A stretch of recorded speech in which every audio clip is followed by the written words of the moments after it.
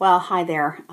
So here is day 2. I haven't quite finished day 2 of my 60-day juice experience.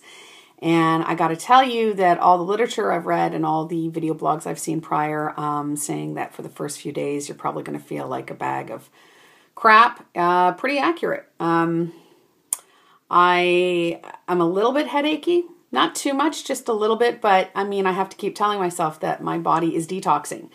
And I am literally coming off of an addiction to sugars and starches and the like. So, yeah, a little bit of withdrawal I'm kind of expecting. On the plus side, I'm not hungry.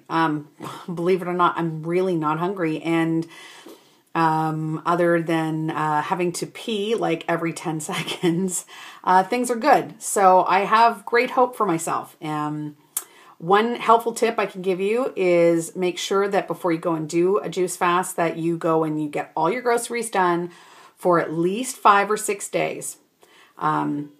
Reason being is today I had to go to the grocery store to pick up some stuff for my daughter.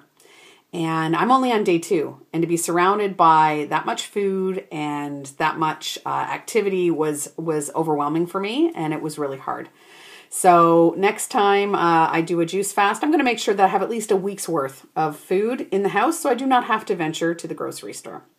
Anyways, that's it for me right now. I can tell you I'm also down a couple of pounds already, and my skin is starting to feel a little bit better, a little bit softer, so yay. Anyways, guys, I guess that's it. I will check back in with you probably within the next few days and let you know if my headaches ever disappear. Okay.